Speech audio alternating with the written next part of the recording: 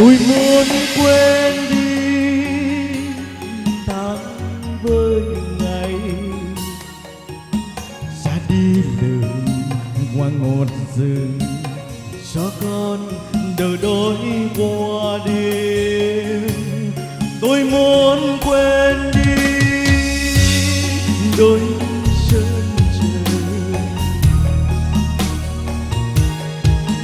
ra đi lời từng hạt thóc cho con một bữa cơm chiều.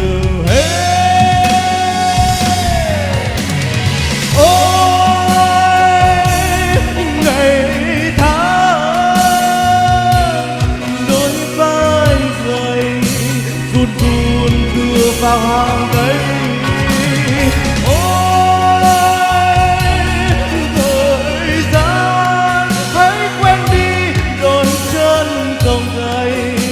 Xa đi giữa sương hoang vu, lưng xa cho đôi nắng gầy. Ôi tóc bạc thừa chán dối cả cuộc đời và cả một đời đôi chân trơn.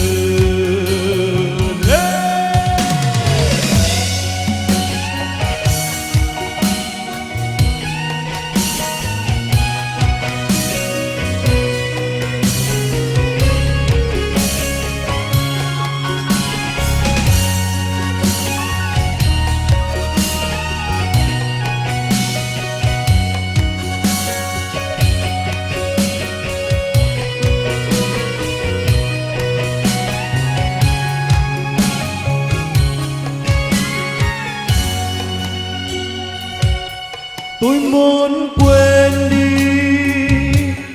tháng với ngày ra đi từng hạt thóc cho con đời đôi qua đêm. Tôi muốn quên đi đôi chân trời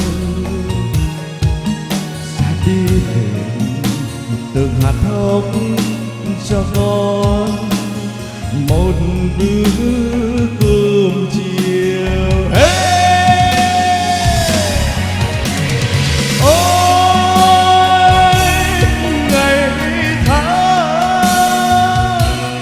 đôi vai gầy run run đưa vào hàng cây.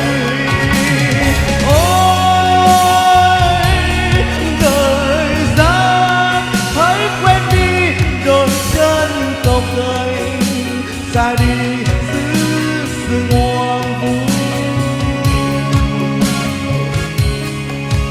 lưng trang đôi nắng gầy.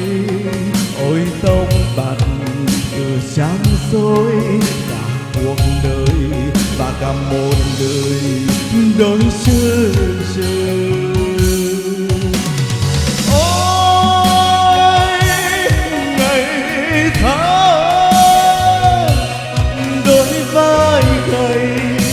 run run đưa vào hàng cây. Ôi thời gian hãy quên đi đôi chân cộc gầy xa đi giữa sương hoang vu,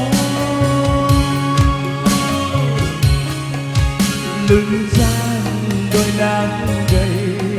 Ôi tóc bạc từ trắng dối cả một đời và cả một đời đôi chân.